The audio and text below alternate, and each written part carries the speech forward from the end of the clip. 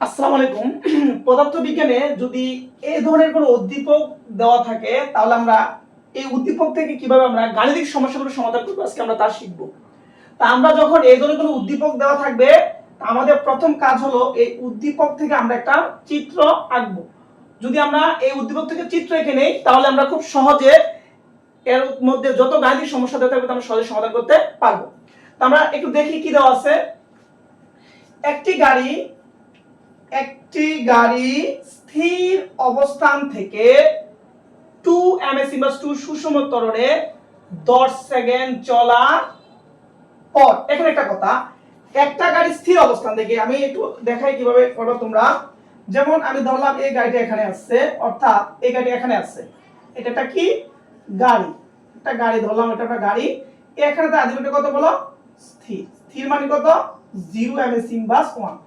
এখান থেকে গাড়িটা যাত্রা করলো স্থির অবস্থান থেকে। তারা বলতেছে যে গাড়িটা 2 ms ইনভার্স 2 ত্বরণ, অর্থাৎ a equal to 2 ms inverse 2 ত্বরণে, অর্থাৎ a সমান কত 2 ms ইনভার্স 2 ত্বরণে 10 সেকেন্ড, অর্থাৎ সময়টা কত 10 সেকেন্ড চলার পর, 10 সেকেন্ড চলার পর, তার মানে চলার পর সেখানে আসছে, চলার পর 8 সেকেন্ড, অর্থাৎ চলার পর কি 8 সেকেন্ড, তাহলে 8 সেকেন্ড কি এই জায়গাটা হলো 8 সেকেন্ড, অর্থাৎ এই জায়গাটা হলো কয় সেকেন্ড, 8 সেকেন্ড।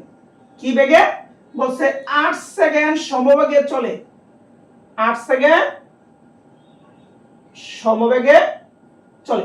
এরপর মানে 8 সেকেন্ড সময় চলার পর ড্রাইভার যখন ব্রেক চাপে, অর্থাৎ এই জায়গা যখন এই জায়গায় ড্রাইভার ব্রেক চাপে, মানে চলার পর সেখানে আসছে ড্রাইভার ব্রেক চাপছে, তারপর কি হচ্ছে সে মানে 5 সেকেন্ড, অর্থাৎ 5 সেকেন্ড চলার পর সে কি গেছে, থেমে গেছে, অর্থাৎ তার শেষ হয়ে গেছে কত 0 ms ইনভার্স 1।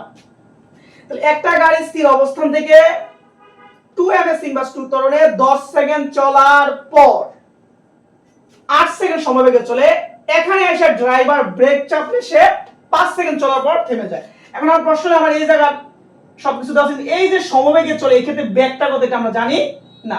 তাহলে আমি খেয়াল করি এখান থেকে গাড়ি রওনা দিয়েছে, তাহলে এখান থেকে যখন সে এখানে গেছে তাহলে এটা তার আদি বেগ, এটা কি শেষ বেগ, অর্থাৎ আমরা যদি প্রথম অবস্থানে শেষ বেগ বার করি তাহলে আমাদের কি এই জায়গার বেগটা চলে আসবে। আমি আবার বলি এখান থেকে যাওয়ার পরে তাহলে এটা কি শেষ বেগ। আমরা লিখি বেগের সূত্র কি v equal u plus at, এটা আমরা বেগের সূত্র জানি v equal u plus at।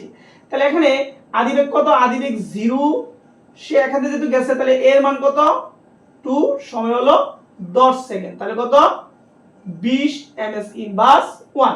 তার মানে এই জায়গার বেগ কত পাইলাম আমরা 20, এই জায়গার বেগ কত পাইলাম 20, অর্থাৎ এই জায়গার বেগ হলো 20। তারপর সে যদি সমবেগে চলছে তার মানে এই জায়গায় বেগ যা এখান থেকে এখানে গেছে, এখানে যেটা ড্রাইভার ব্রেক চাপছে, তার মানে যখন 20 ছিল তখন সে ব্রেক চাপছে, তার মানে এই জায়গার বেগ কত 20 ms ইনভার্স 1। এরপরে খেয়াল করেন 5 সেকেন্ড চলার পর সে থেমে গেল। এখন আমাদের যত কঠিন সমস্যা বা গাণিতিক সমস্যা দেখে আমরা সমাধান করতে পারবো, কারণ আমরা চার্টের গতিবেগ পড়ছি, বেগ গণনার সময়ের আমরা বেগ গণনার সময় চার্ট থেকে অঙ্ক করছি, আমরা চিত্র অঙ্ক করছি। এখন দেখেন কিন্তু অনেকটা চিত্রের মতো অথবা চার্টের মতো চলে আসছে। তো আমি এখান থেকে প্রশ্ন দিলাম, এখন আমি প্রশ্ন দিলাম যে সুষম ত্বরণে অতিক্রান্ত দূরত্ব কত। খ নম্বরে দিলাম সম্পূর্ণ পথের দূরত্ব কত। গ নম্বরে আমি বেগ বনাম সময়ের লেখচিত্র